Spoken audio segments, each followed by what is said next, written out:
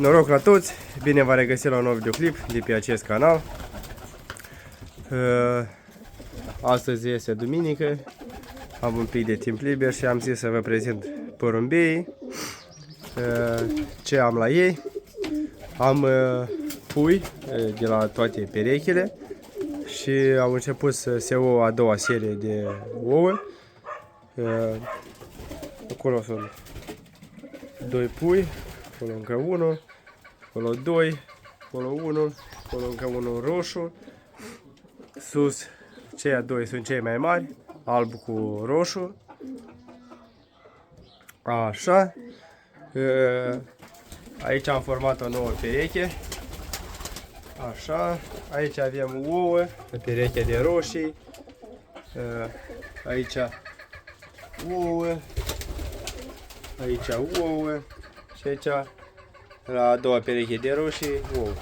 Aici am o cloșcă, trebuie să scoată de grabă. Așa. Acolo sus, în prima, este o pereche a ouă. Așa. Haideți să mergem la bachin. Așa, aici la bachin avem pui mari. Acela este primul, acela alb cu galben este a doilea și aceia sunt a treia, de la 3 perechi. Așa. Mai departe aici avem pui. Sus avem pui. Aici avem un ou.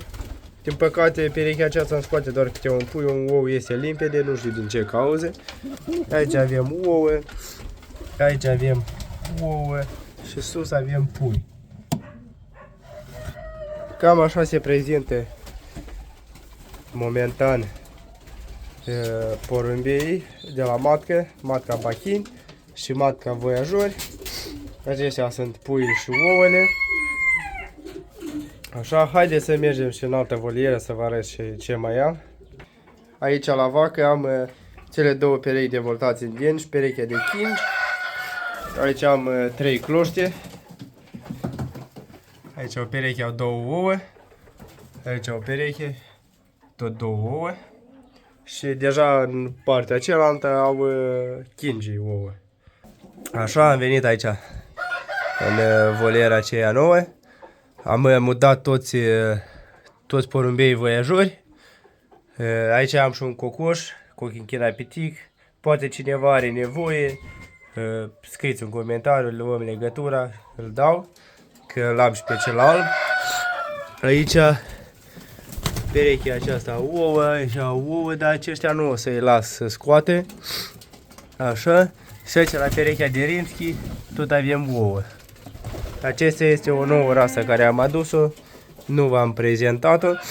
Așa sunt ei, sunt foarte mari, dar nu sunt foarte grei. Sunt undeva ca chingii simpli, până la 1 kg, dar sunt frumoși. Uitați ce penaj mare, ce sunt interesanți, acesta este masculul, femeia clocește. Așa, cam acesta a fost videoclipul de la porumbei. Dacă o să mai am ceva noutăți, o să mai fac un videoclip. Cam atât, v-am salutat.